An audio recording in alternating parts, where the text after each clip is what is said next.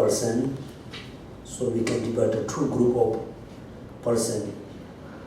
Secondly, so also there are two types of tenets, the Buddhist tenets and non-Buddhist tenets. So the differences between, the Buddhist and non-Buddhist tenets, we can differentiate based on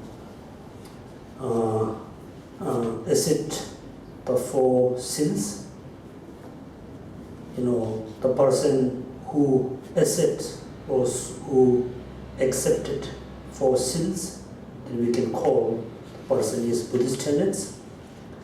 Based on tenets, the person who reject, who don't accept the four sins, then we can call non-Buddhist school or tenet. Second, also there are two types of person, Buddhist and non-Buddhist. The Buddhist and non-Buddhist we can differentiate based on taking refuge to Buddha, Dharma and Sangha.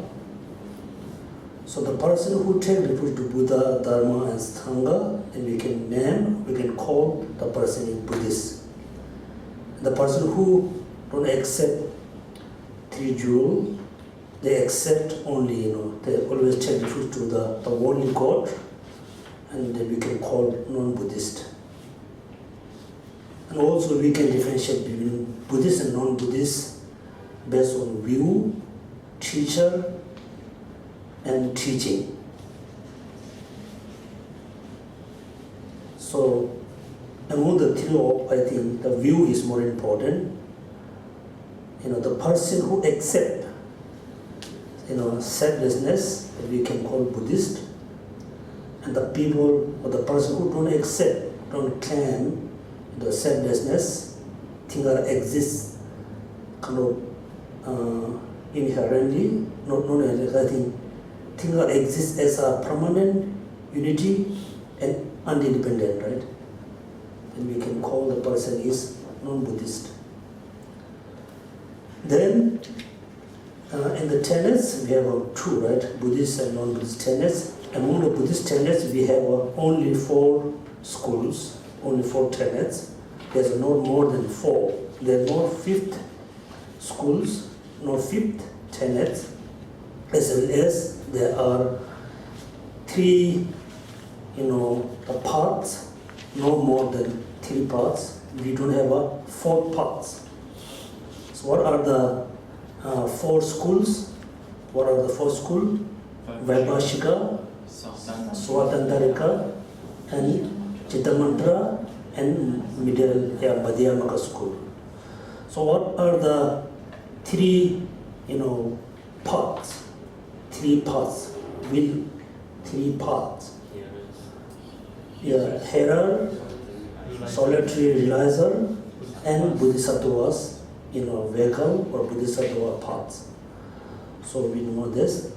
Then next we talk about what the next. Now we should go, page number 155. So among the school, now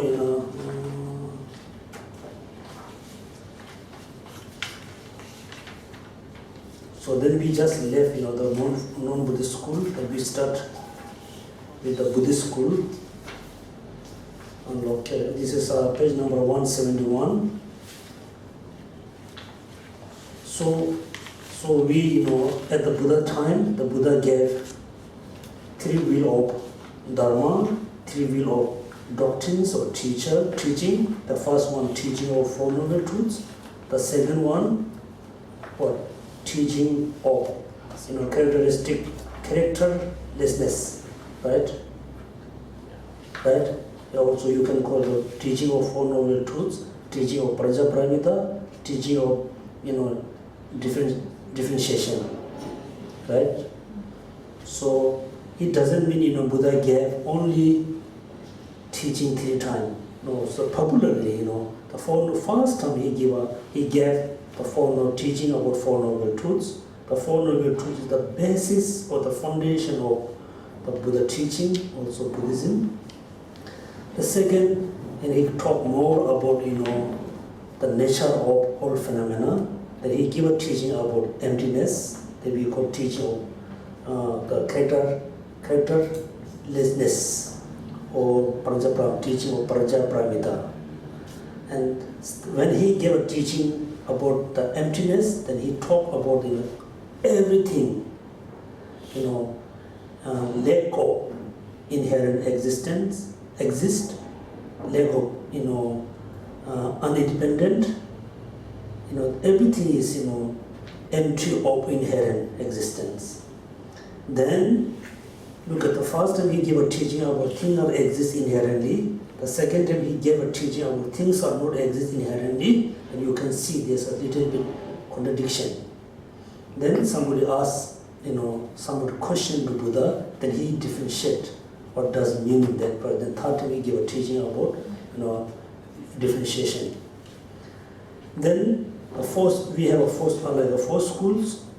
We have a first two lower school, and second we have a two upper school.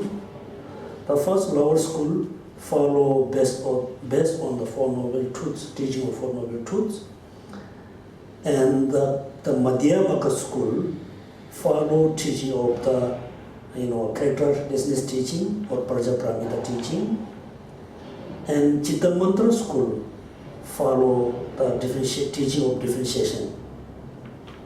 So we have a fourth school, fifth. Then next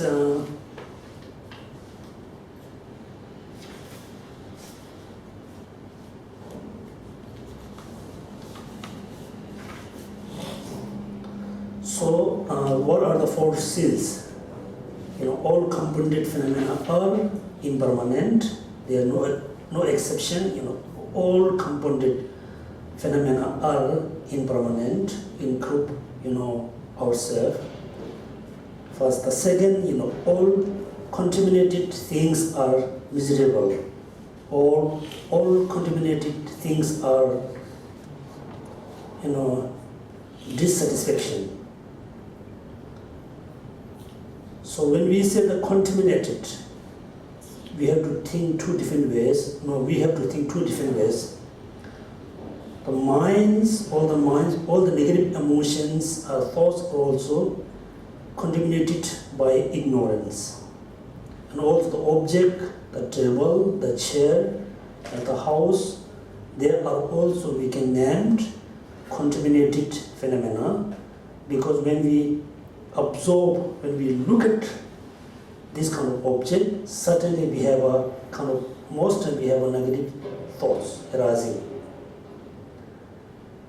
So contaminate doesn't mean, have to be the inner world.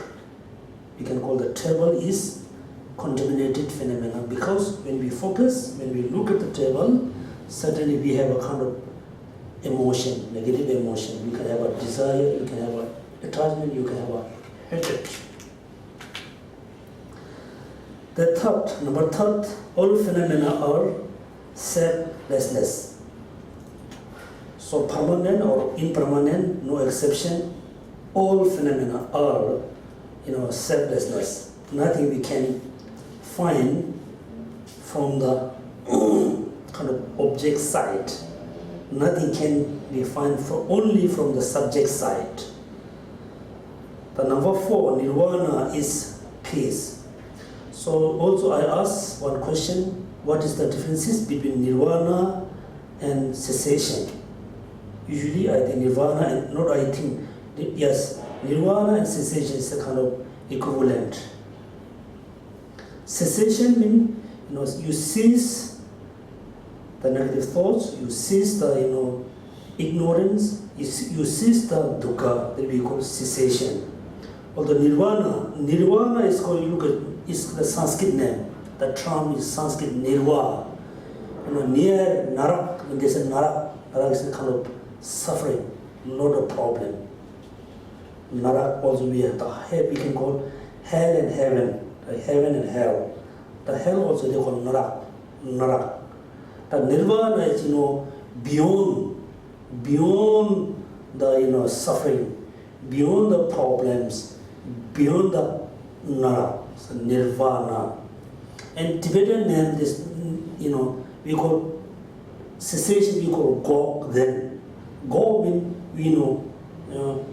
you eliminate or you cease something that you can find the ultimate truth. They call go then. The nirvana, Tibetan name, term we call nyangde. Nyangde. Nyang is like a suffering. Nyang is suffering or problems, dissatisfaction. Nyang. When we say they mean behind, beyond. Because, so the nirvana and cessation are, equivalent.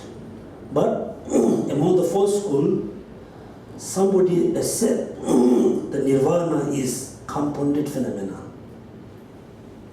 And somebody said, I said the nirvana is a permanent. There's a different view from the different schools, the nirvana. Then we talk about, the middle way school. Among the four school, they themselves claim, themselves said, I am the middle school. My school is middle way school. Even though, Vipashika claim themselves, I am the middle way school. All other school fall into extreme.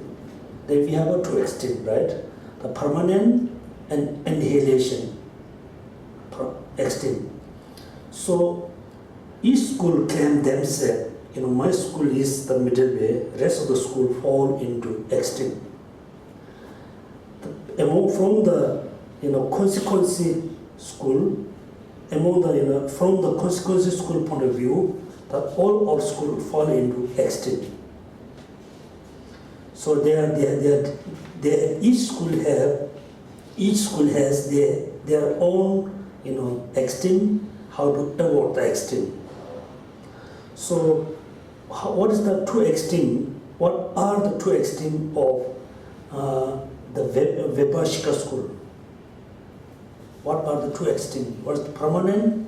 What's the permanent extreme? So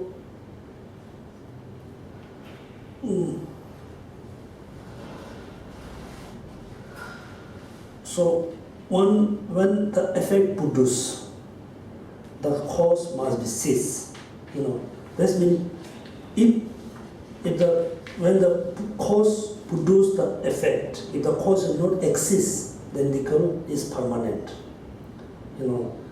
After the cause, if there is not a result, not result come after the condition or cause and condition that we call nihilation.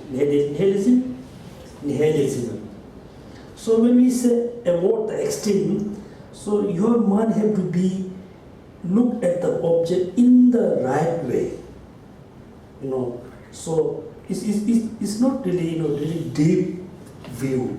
Their view is very gross level. For example, when the fire produces smoke, right after it produces the smoke, the fire had to cease. After ceasing the fire, it doesn't produce any effort. Then we call it the nihilism. So fourth school has four different way of how to avoid the extreme. Then, so now we, the page number 179, the Great Explosion School. Each school have a same thing, the presentation of tenets of the proponent, the four parts: definition, sub-schools, epistemology, and recitation of tenets.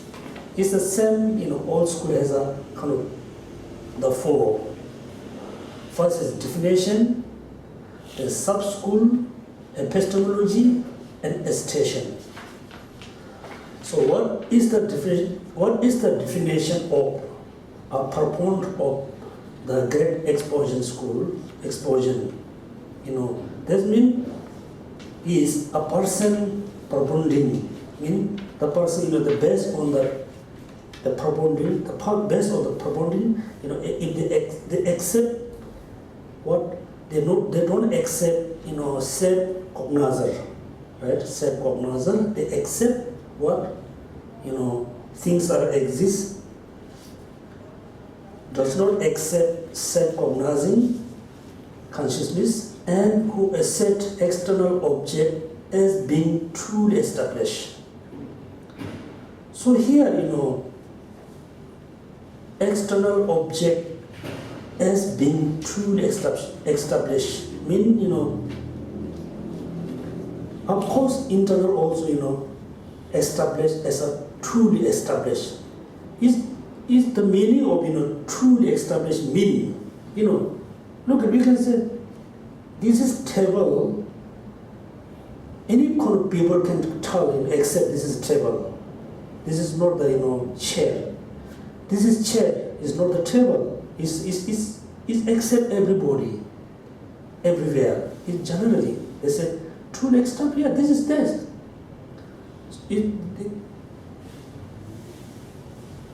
It doesn't mean, truly established means this established in other different way.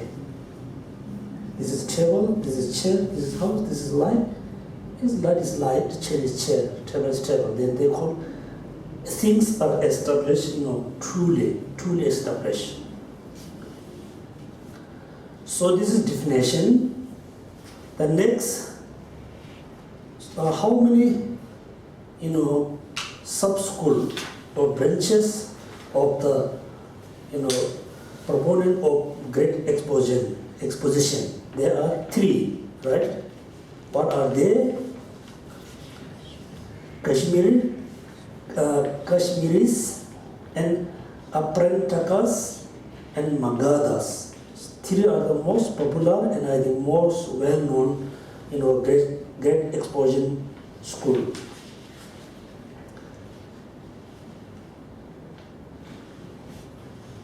Also, we can divide, we can have 18 different sub-school in the great exposition school.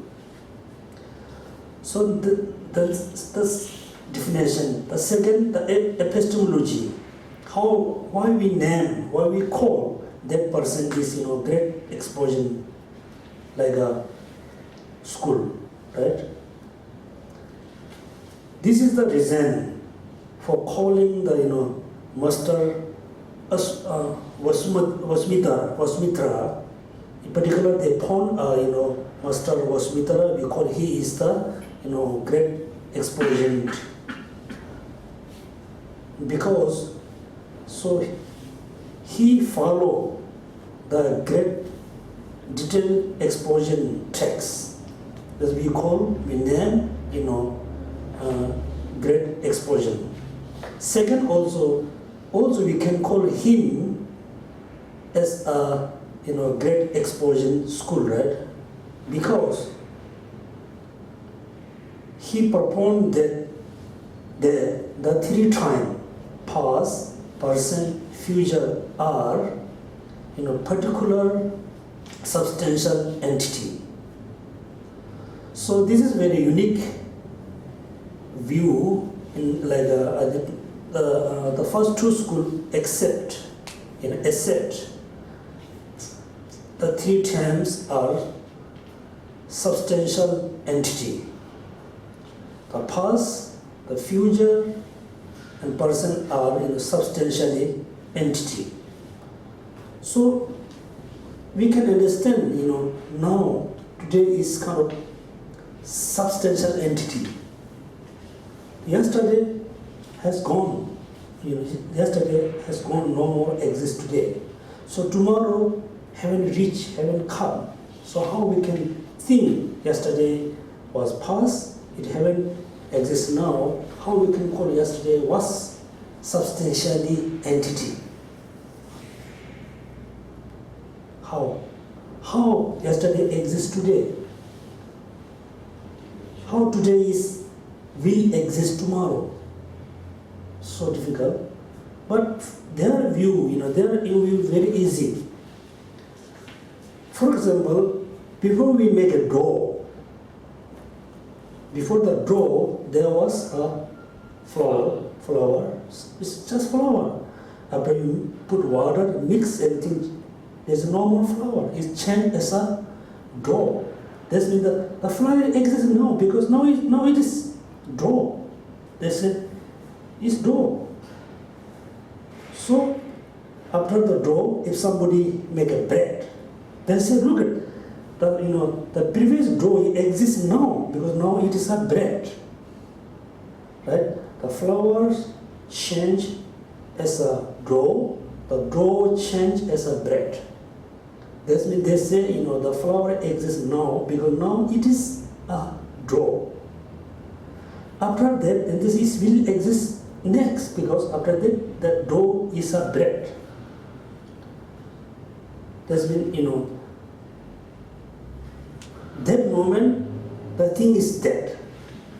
The flour time is flour, the dough time the flour is a dough, the bread time, the dough is bread. But the non-Buddhist school has a different, it's very similar when you hear one of the, I think,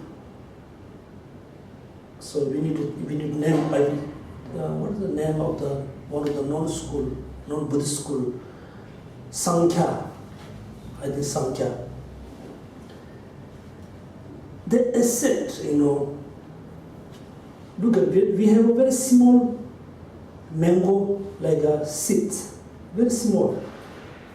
From their point of view, within the seed, within the seeds, there's a big mango tree. The mango trees exist in the seeds as immeasurable. We cannot see, but the big mango trees exist in the mango seeds. Also, there's the mango seeds after 10 or 100 years, the mango seed became the big tree. The trees exist within the seeds. But also, the Vaibhashika school say within the seeds, the mango tree is, that moment the mango tree is seeds, but the mango tree does not exist as a tree. But the non-Buddhist school say that everything exists always there. When you see something is growing, it's not really growing, it's visible for you. Okay, so this is a huge difference between Buddhist and Sankhya and the Vaibhashika school. Future, past, present are substantial entity. Is it the same as the substantial cause in our previous module? Or substantial? No, because particularly this it said the particulars of substantial entity. That means the substantial entity is general. Substantial entity is general. The three term is particular. For example, the pot is general. The golden pot is particular. The golden pot is pot. The golden pot has the relationship with the pot. When the pot is no more exists, then golden pot is no more exists. The substantial cause is general. The three terms are particular. The three terms are substantial entity. Three terms have the relation with the substantial entity, and the substantial entity says, then the three term also says no more three times. This way they say the particular. Future are particular.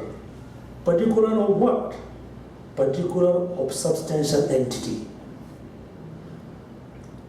And the Chitta Mantra school, they totally reject, the future, the person, and past are not really, substantial entity. future is permanent, past is permanent, present is impermanent. For example, think about day after tomorrow. So when we say day after tomorrow is the future, why we say day after tomorrow, tomorrow is future? Because no yet come today. Is future related to today? Related to today. Yesterday was past because related to today. Generally, tomorrow is present, not related to today. Related to today, tomorrow is the future. Yesterday was also present. Is related to today is past. The past and present, future, we must pause it on related to something. So the Vaibhashika school said 3 terms are particular of substantial entity. And Chittamatra school they reject. Only present is in a substantial entity. Past, future are permanent.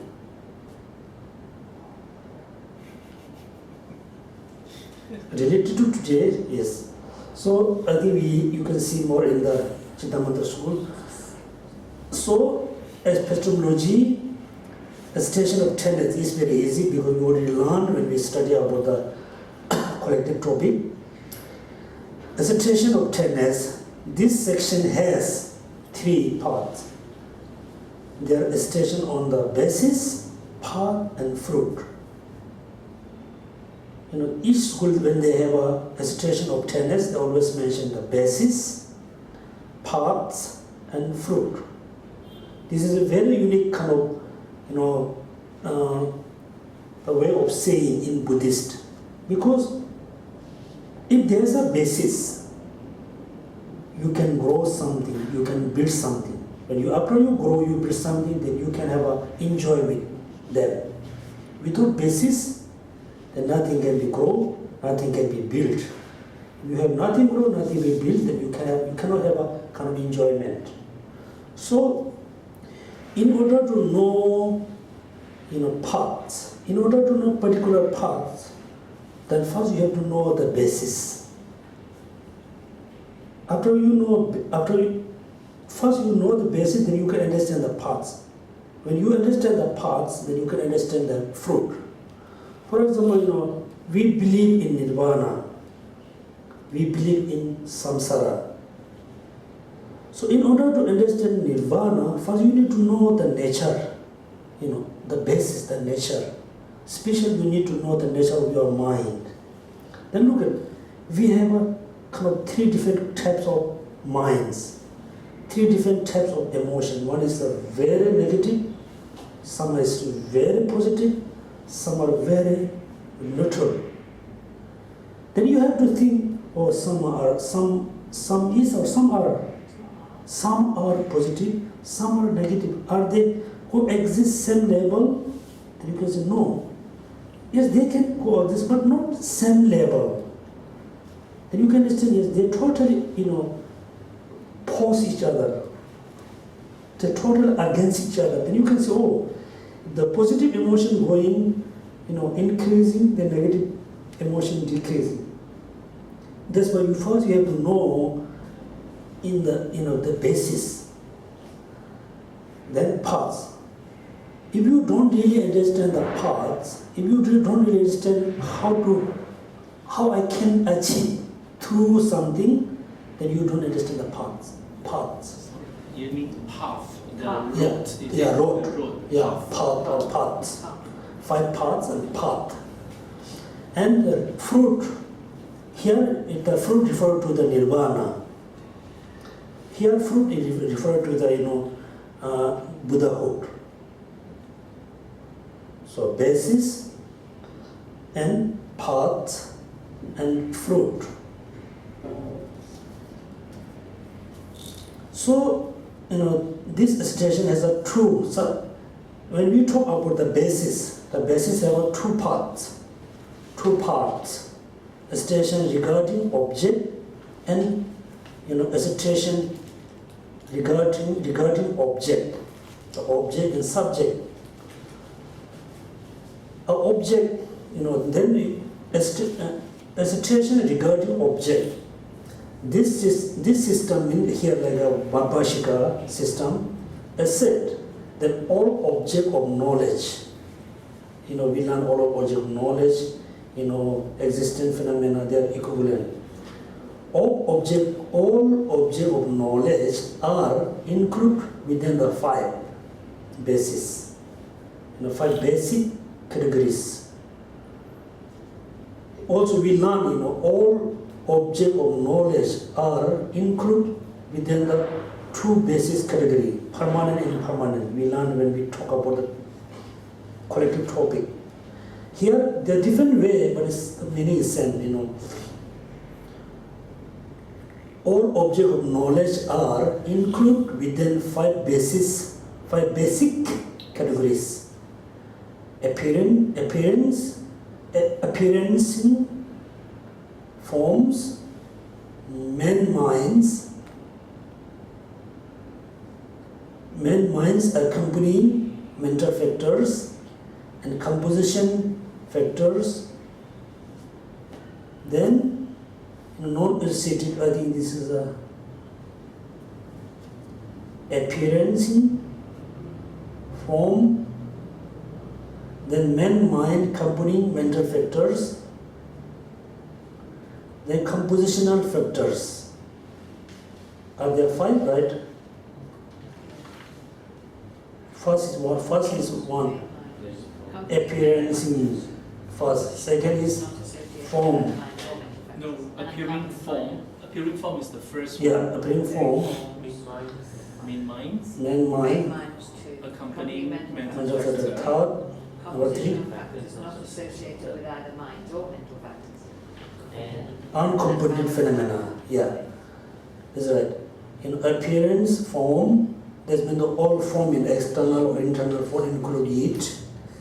Then man minds, we have 5, 6 man mind included into man mind.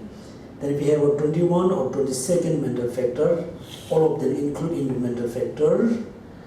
Then composition mental factor,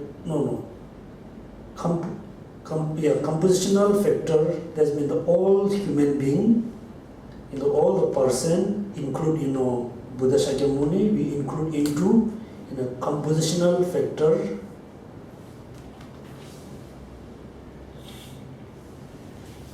Then next one, the compounded phenomena, that's mean all the permanent phenomena are included into uncompounded phenomena. So it's basically same, right? Same, you can, all phenomena we can include into 2, permanent and impermanent. Within the permanent we have a 3. So it's same, appearance form is all the form include it. Then the man mind, how many man mind we have? 6. Not more than, 6 minds. How many mental factor? 52 or 51. So they are different numbers. Factors.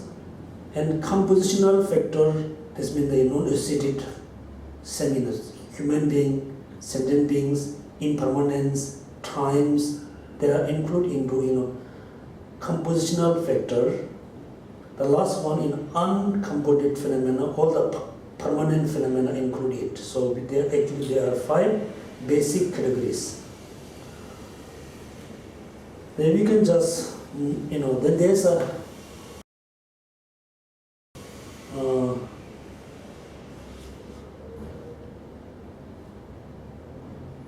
so I just mark, this is the root text. The next we can just move another mark. Moreover, these 5 objects are things, right? That means all of them things. So what is the definition of things? Do you remember? Yeah, right? When we learn about collective topic, there's a definition of things. Buddhist, I think, the thing which is produced is kind of definition of thing. The definition of thing is that which is able to perform a function. Right? This is kind of the definition of, when we say thing, that's when you should think, or thing means able to perform a function. Then existent. So this is okay, you should mix. But when we learn about the collective tropy, we say, thing and permanent contradictory. Right? I hope you remember. Thing and permanence are contradictory. But Vipashika, from the Vipashika point of view, no. Because things are true, permanent and impermanent. Look at here. Able to perform a function, then existent, object of knowledge. Things are mutually inclusive. Okay? So that's mean, according to Vipashika school, they say permanent also thing, impermanent also thing. Thing, existent, phenomenon, existent, then knowledge of object of knowledge are mutually inclusive, equivalent. Whatever is that one is the other means that's mean knowledge of object of knowledge is existent. Existent is object of knowledge. Thing is object of knowledge. Object of knowledge is thing. There's the meaning is different but same.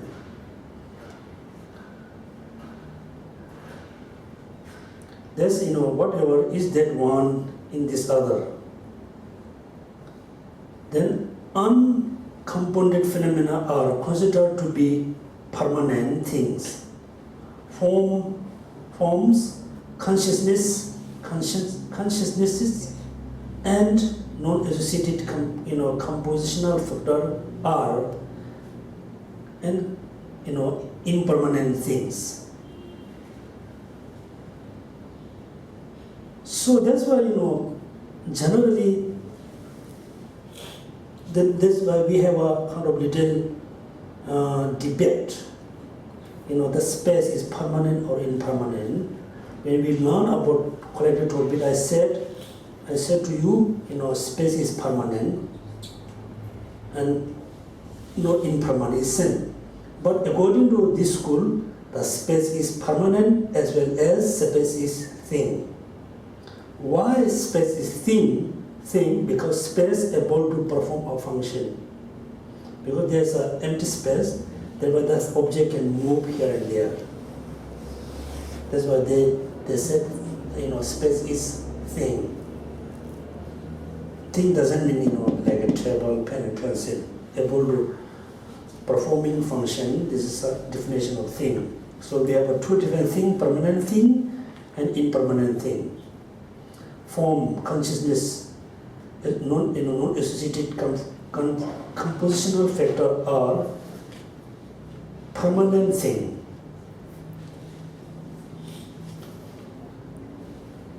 So, when you hear this kind of, sentences, then you really need to think really deeply. The space is permanent or impermanent. This which we should say space is maybe permanent. Or you think you can say yes, space is impermanent.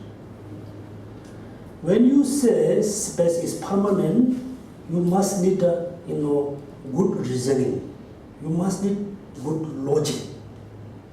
Also, when you say yes, space is impermanent, also you need a really good reasoning and good logic.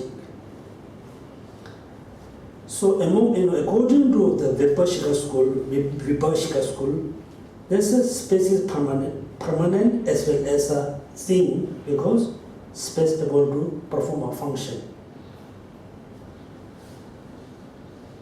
So other school, like the Swatantrika school, they say no, space is permanent and it's not also space is not thing. Space is non-thing, because space is always permanent, not able to function anything.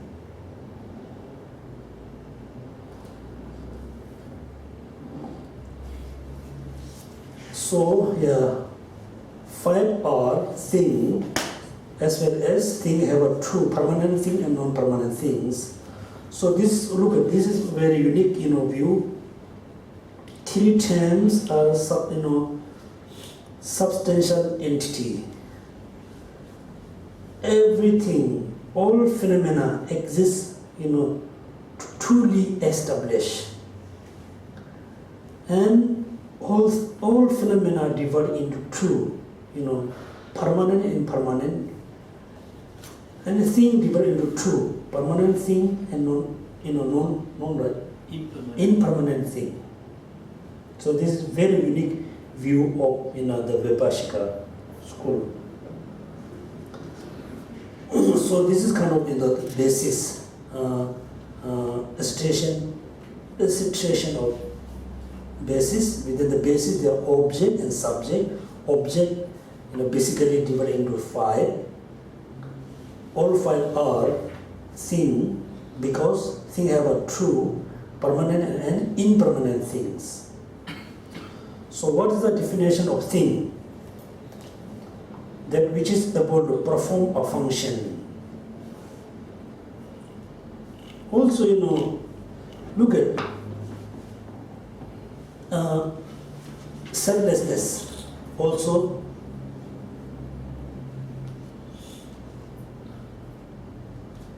thing, how selflessness can be able to function. How? We can understand space able to function. There's a space that we can move. How a selflessness is thing, how it is able to function. Vaibhashika asserts selflessness as a thing. Yeah. Vaibhashika. Okay. Because things have a true, permanent, impermanent. Yes.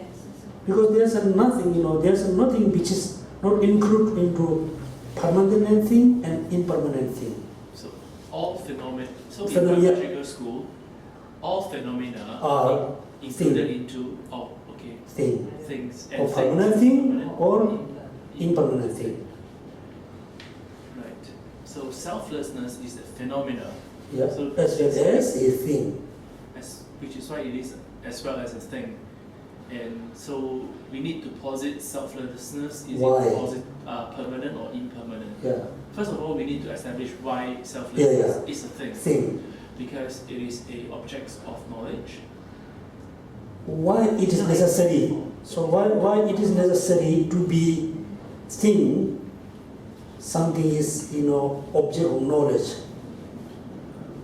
So by definition, is synonym saying that object of knowledge, a thing that is able to perform a function, they are synonyms. So as long as you hit one of the category, then because they are synonyms, so it is a thing. Yeah. If you just follow the text, it's okay. But it's very easy to say, because selflessness is thing, because thing has a true category, permanent and impermanent.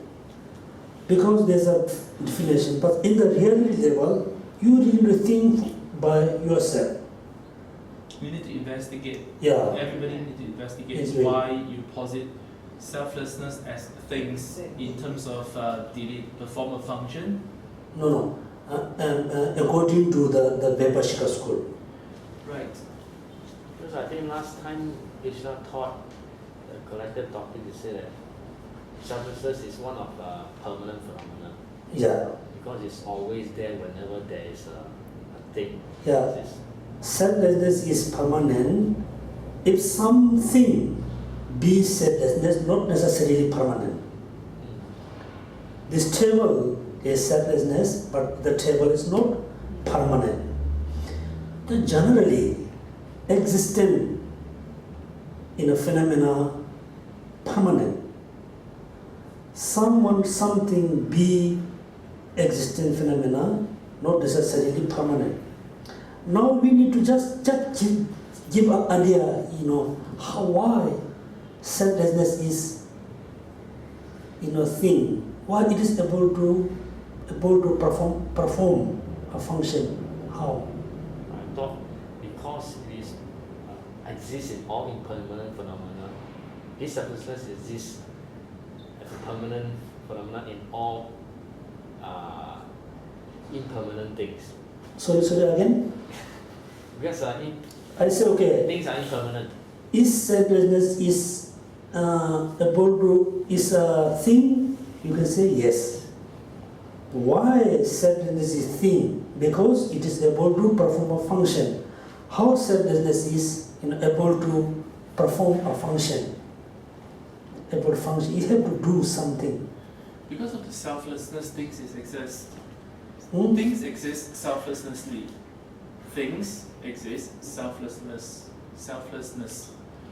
Without the selflessness, things cannot exist. Okay, a table and is selflessness. Table has the selflessness. Yeah. So selflessness is, without selflessness, the tables cannot exist. The functions of the selflessness is to give rise to the impermanence objects. So that is the function. So I think Sonam's idea, he said, selflessness is able to function, because without selflessness nothing can be happening, right? You also look like that. Yeah. Yeah. Also, it should make sense. Also, we need to think, this another way, the better way, the easy way. So there is a ignorance. Due to ignorance, then a lot of thoughts, a lot of bad things arising. So we need to reduce the ignorance. How we can reduce? Because when you are able to meditate on selflessness, when you focus on, when you meditate on, is function as a object, and also it can reduce ignorance. You can think this way, Also is right, because when we say selflessness, it's not just one selflessness of table, selflessness of human being, So selflessness is kind of this basis. Give arising. That's why I said there's an empty, then we can able to build it. So the empty space is the kind of the basis. Everything can give arise. So this is kind of very. So the Vaibhashika selflessness would be empty of a self-sufficient existence. Selflessness means because there's a kind of objection, right? So all four schools must or have to accept the four sins and selflessness. There is objection. One of the schools, they don't accept selflessness because they accept self, person self. Then they say, no, here the definition, the meaning of selflessness is, lack of permanent, lack of unity, lack of unindependent. This is kind of the definition of selflessness, the meaning selflessness. Okay, then next one. Moreover, these five objects are thing. The definition of a thing is that which is able to perform a function, then existent, object of knowledge, and thing are mutually inclusive. Uncompounded phenomena are considered from this point of view to be permanent things.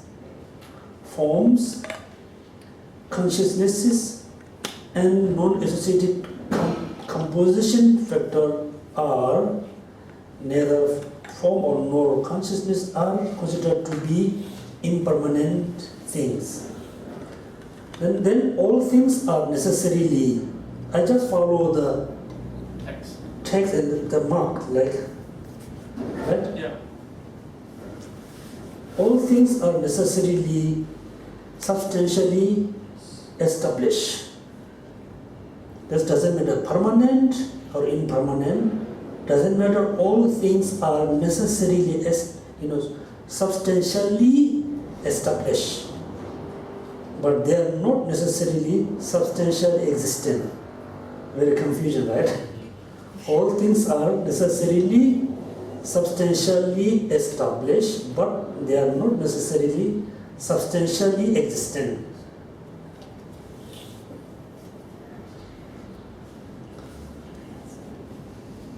Perhaps Geshe, you can explain what is substantially as existence. Yeah. So substantially is substantially existent meaning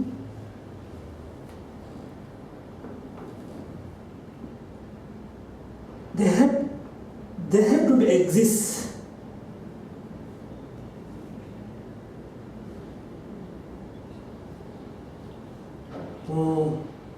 They have to be exist.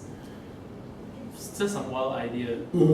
Tomorrow, if I were to say tomorrow is substantially established because based on today, you can posit tomorrow. But tomorrow, it is not existence because as the positions of today, tomorrow is non-existence, but you can establish. Okay, that's meaning. Okay, but that means both of you thinking tomorrow is exists related to today, Yes. Yeah. but tomorrow is not exist. It's not exist. It's established based on today, not exist yet. It is not exist, it Exist. is established. But it's still. Okay, tomorrow is exists. Tomorrow is exists substantially because it exists. There is going to be a tomorrow. Tomorrow is exists. Yeah, yeah. That exists. Yesterday was exists. Tomorrow exists. Next life is exists, but not next life is not exists now, but it still exists. That's mean this is one important thing. When we say I take a refuge to Buddha, that moment you need to think true Buddha. One is the Buddha which is exists now. You are really taking refuge to Buddha which is exists now. This moment you are taking refuge to Buddha as a refuge. Object of refuge. Ah. Object of refuge. Yeah. Another, when you say I take refuge to Buddha, that means there's a Buddha which is you going to achieve. Which is you going to achieve. Right? It's a kind of, we call yuhyap, drehyap. The Buddha, the Dharma, the Sangha, which is now is exists, they are the kind of three refuge as a cause and condition for us now.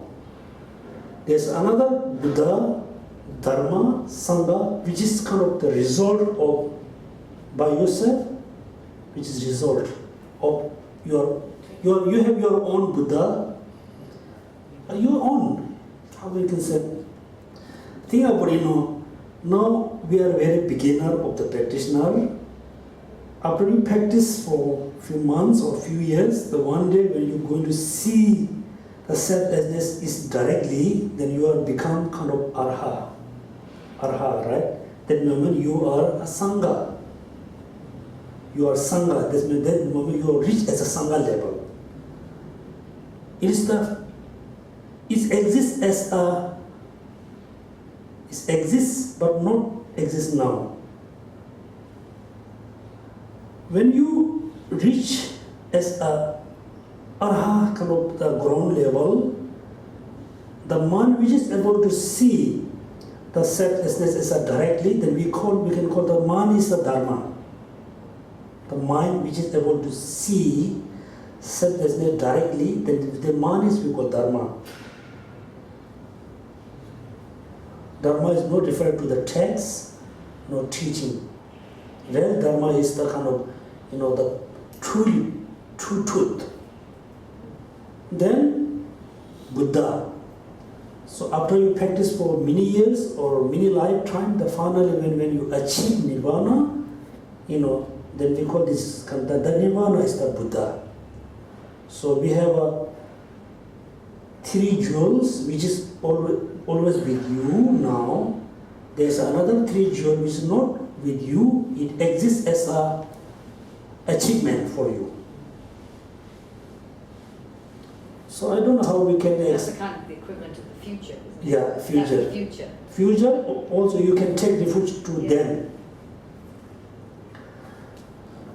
So we still not clear, Sonamadia. So you said tomorrow is not exist. It doesn't make sense that tomorrow is exists. With reference of today, Yeah. tomorrow does not exist. It's established. Established. Tomorrow is established. As of today, yesterday exists and established. Tomorrow is established but not exist. For today, but if like what you described, if you Related to. yes, if you take the relations of today and you see it from other point of view, I do not know what point, then you will say that tomorrow, today, and yesterday they are all exist.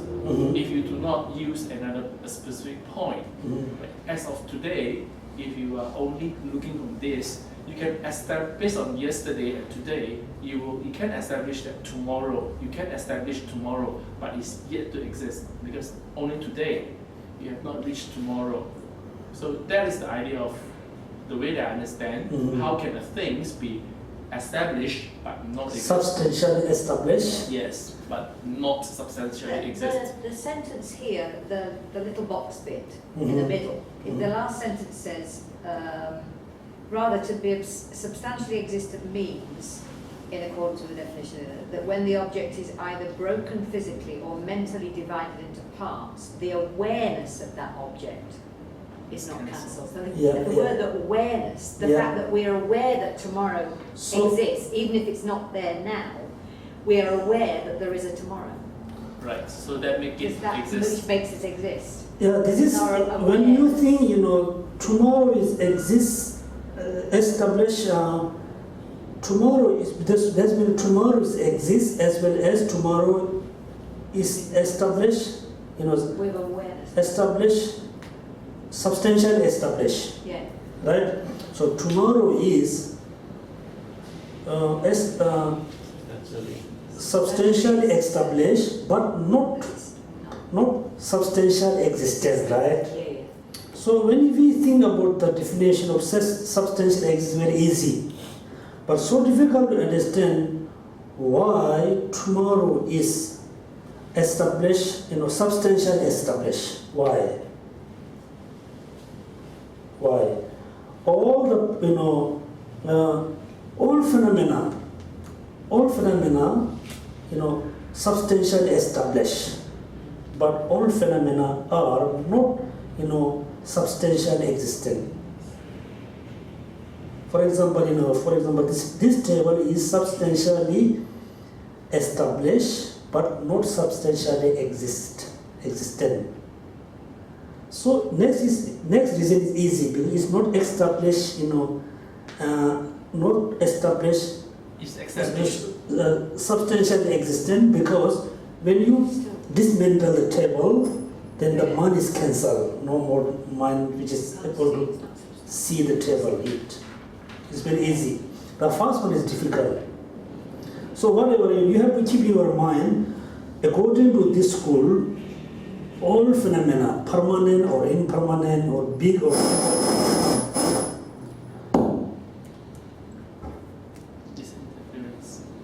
doesn't matter, big or small, permanent, impermanent, everything, every phenomena substantially established, but not substantially existent.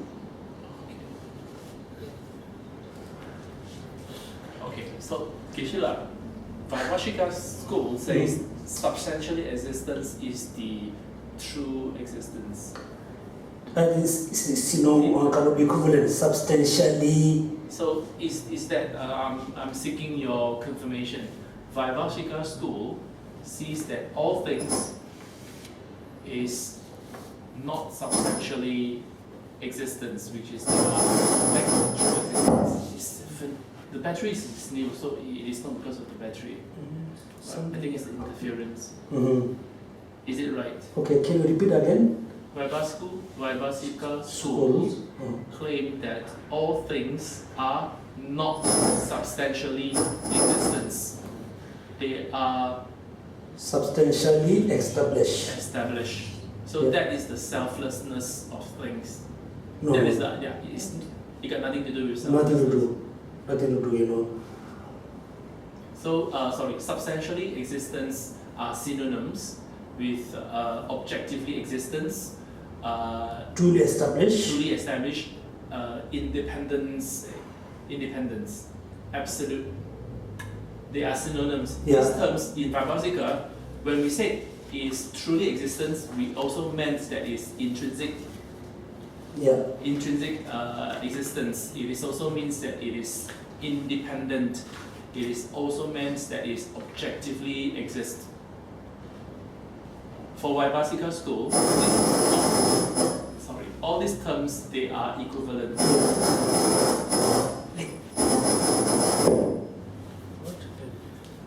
Let us use the other mic. Sorry, I'm not so sure about that because the battery is new.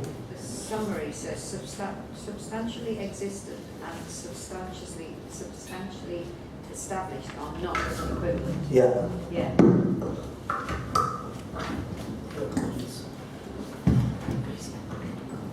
The substantial says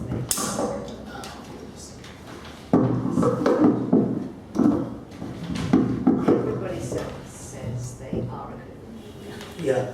So they're the only school that says Yeah. Okay. in that summary. You know, substantially established, truly established, existent phenomena, they are equivalent according to this school. But Yeah. yeah. Okay, so saying is very easy, but we need a reason, you know. For example, the space, let's say the time. Is the time established, substantially established or not? Time, space, right? The time can be. I am going to ask you answer question. You know, is time substantially established or not? You can say yes. Time is substantially established. Why? That time is substantially established. Why? What's the reason? What is the reasoning? What reason? You can pose You've it. got an awareness. Because Count them Oh, and count time. Without time, change Without cannot time. happen. Without time, you cannot posit impermanent. So that means everything depends on time. Impermanence established based on time. Yeah. Why time is established, substantially established? Why time is? Because time is a thing, and because time can perform the functions. It has the functions. Without times, impermanence cannot take place. You cannot denote change. So change, you need times to establish change. Yes. So that's why, you know, so when you say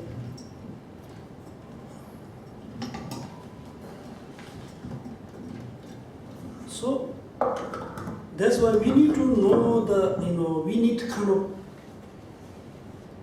when you hear impermanent, that means you just certainly understand they are not exist for many years, you know, no longer, it's just changing minute by minute. When we say impermanent, when you hear permanent, oh, it stay No. there, permanent. When you say You- permanence, you- it is not subject to change. It is not Yeah. forever like Yeah, that. you got some expression? Impression. Impression. Now I need to know your impression about what when you have a substantial established. You can find a way to pinpoint to it. For example, time, you can be aware of time passing. So is it called substantially established? Because you are aware of time passing. Yeah, we are aware time passing. But time is itself how substantially exists. Substantially. There's a name substance of time. substance. There's a substantial come from substance. Yes, you need us It's to not a substance. provide you a substance Yeah. that denote times. It's not like a table. Yeah. Yeah. It's not like a table. Yeah. But it's substantial. Yeah. But it's How does it substance, like when you say space is substantial, it's because you put the things and you remove the things. So there is a substance on this space itself. But But substance, time and space itself, the space has a substantial, we can put so many things, but space itself, how is it substantial? But time also, how it is substantial. The time has a doesn't substantial. You use a dependent one, like the point A, B, C. Can you use that as, Oh, so you depend on it, so you Yeah, can yeah. actually denote that. So, dependent and substantial, the meaning is different. Dependent, for example, number one, number three is dependent on one. Without one, there's no two. Three is dependent on two. Without two, there's no three. But when we say substantially existment, when we say the golden pot, that means the pot made of gold, become golden pot. Okay. That means a substantially establishment things, everything is there's a kind of substance, Right. substantially. So times has three components: past, present, and future. Mm. So they are the three components. With these three components, it contains events. And also, according to this school, they assert, partless time, partless Time. consciousness, Okay. How? partless time. The time they accept, they assert there's a time, it doesn't have any parts. So how you can say the time is established, substantially established? It doesn't have any parts. Even the time, consciousness, time, partless consciousness, partless time. So, Geshe, can you share with us how they posit time in Vaibhashika? Because clearly we do not know how it was posited, so we can't answer your question. So when you ask the questions, how do I posit that time is substantial? I say time has three parts, three components: past, present, and future. The easy way is not correct way, but easy way to say without substance, nothing can exist. When we say space, there's when we say space, it's also lack of substance, Empty of substance, we can say, empty of particles. mm, Space is empty of objects or empty of particles. That is empty of space. particles, it depends on the substance. Yeah. Without substance, there's no lack of substance. Yes. So You can say this thing way. And consciousness is very easy, Consciousness has a substance not necessarily be the physical thing. So Yeah. according to Buddhism, substantial not necessarily physical thing. Non-physical thing we can call substance. Also, So, sorry, Geshe, you Yeah. need to wrap this for us. You need to give a summary or posit to us. So up to now, Vaibhashika school assert that all things are necessary substantially established, but not existence. So one of the example will be time. So in Vaibhashika school, time is substantially established but not substantially existence. Yeah. So they are substantial. How they are substantially is because without what is that? Without Substance. okay, time exists. So without nothing can exist without substance. So that is the easiest ways to pose it. So anybody will ask, yeah. Secondly, for example, when you say this is a table, this is a chair, so everybody know the table and chair is difference, is total difference. If you think in the substance level, the table and the chair doesn't much difference is the substance. But they think, when we say this is table, not a chair, they think there's something unique in the table. There's something unique, which is only, there's something essence which exists only on the table or on the chair. The function. There must be something unique in the Because, you table. The box, function as a cup. It was a table. The ground also function as a table because the ground can put everything. Yep. They thought, there must be very unique characteristic, Essence, I think. very unique essence on the table, which is we can say this table is not a chair. The unique substance only shared with the If you sit on table. the table, then it can act as a chair. Hmm? But if you sit on the table, it then acts as a chair. No, when I sit on the table, when I sit You on the sit table, on it. table Chair, function. still a table. No, Yeah. table function as Yeah. a chair, but the table, in reality, Yeah. the table is not a chair. Yeah. Because the table doesn't share the unique substance with the chair. They think, this way. That's why, it's very interesting, There's just two newborn baby. One is named Lee, one is name is Wong. Before we give a name, just baby, no Wong, no Lee, And somebody gave a Wong and Lee. Then we had said, no, this is Lee, this is Wong, this is Wong, this is Lee. Lee and Wong is different. But it's just, we thought it depends on them. But they thought, this school thought, no.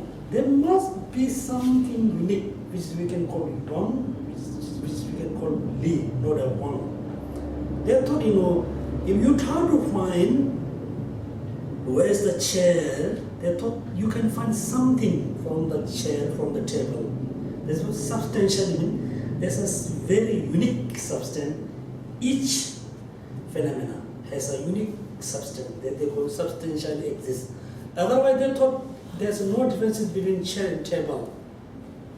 If they don't have a very unique substance, then there's no differences between table and chair. They thought substantially exist. So what is the term that they use? What is the terms that they use? The unique substance or essence?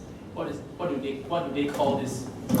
The Vaibhashika school is not as the other, the Madhyamaka school. They are not really precise. Okay. They just, just we say, it's very interesting. So they say something is there. Yeah. Something is there and make it that. Yeah. For example, let's say we have an argument here. So, who is this? Everybody will say? That's a picture. Picture of Dalai Lama. Then somebody say, no, this is not a picture of Dalai Lama, this is a picture of, Dalai Lama's brother. brother or something. Then finally, somebody comes who well known about Dalai Lama, then he said, no, this is Dalai Lama photo. No. Then the argument is finished. We are not going to very detail. Then I say, why this Dalai Lama photo? There's so many people, same as Dalai Lama, Look because like look like Dalai Lama. We're not going to do any argue. We just finished the argument. But the way of establishing is same as the Madhyamaka too. Because they said, there's a statue which is one is Shiva and Brahma. There's a statue, it's a Shiva statue. The two people just enter the temple. One people say this is a statue of Brahma. Other people say no, this statue of Shiva. They have an argument about this statue is Shiva statue or Brahma statue. Brahma, there's a statue, this is Brahma, this is Shiva. Otherwise, no, this is Shiva, not a Brahma. Brahma, right? Brahma. Then, someone come who known about very well, then say, no, this is not Shiva, this is a Brahma. Then the argument is finished. In the reality, the statue is no Brahma, no Shiva, it's just a piece of stone. That's why, look, everybody going to say, oh, this is a monk, his name is Yonten. Everybody going to accept, yeah, I'm Yonten. And there's an argument, no, he's not Yonten, he's a Geshe Salu. No, he's not Geshe Yonten. Then somebody come, no, he's not Geshe Salu, he's Geshe Yonten, because he has this kind of mark, you can see this mark, then finish. In the reality level, I have not any unique substance, unique characteristic which is you can call me Yonten. You just give a name, just finish, just establish. That's why Gombolulu said very nice way. I have no any argument with the worldly people. I don't have argument any with you. I accept whatever you establish. You have an argument with me. Right? Because you have argument with me because you are not accept what I establish. I accept everything what you establish because this is table, this is chair, this is a house. I accept in an easy way. But you have argument with me because you are not accept what I established. Because I established everything a lack of inherent existence. Unindependent, right? Lack of inherent existence. So there's a big argument. So I think time is finished almost. This is so all things are necessarily or substantially established, but they are not necessarily substantially existent. So there's a definition of what is the next mark. This is so because they are assert. So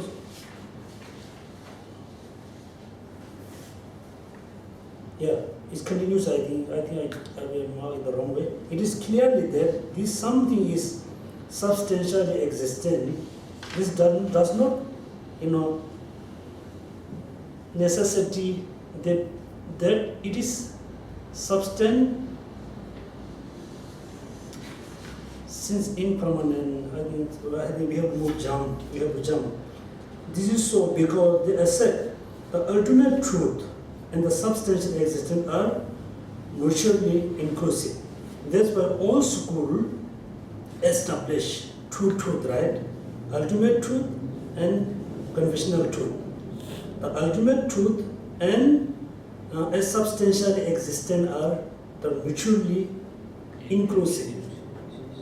That's mean the pot, the table are substantially established but not substantially existent because the table and chair are not ultimate truth. They are conventional truth. So, and this conventional truth and inputted existence are mutually inclusive. Look at here.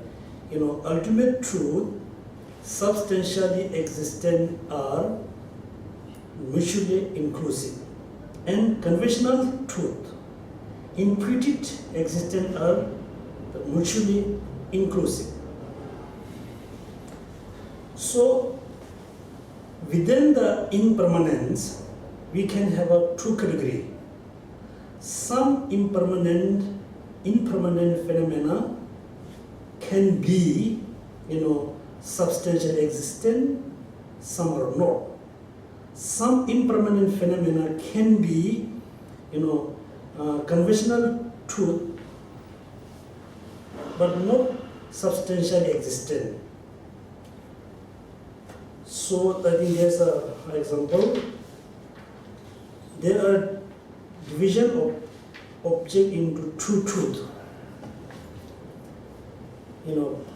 Contaminated and uncontaminated. Also, I think a different one. So within the impermanent phenomena, the partless time, the partless consciousness, and I think, they posit only, the partless time, the partless consciousness are impermanent, but they are substantially existent. Okay, the partless time, partless consciousness are impermanent, but they are substantially existent. The chair, the table are impermanent, but they are not substantially existent. Because when you dismantling this table, and somehow there's no more mind consciousness which is perceive the table as before. They say cancel the mind, no more mind which is able to, I think, so we stop here. So we will see on Tuesday, right? Yeah. Thank you.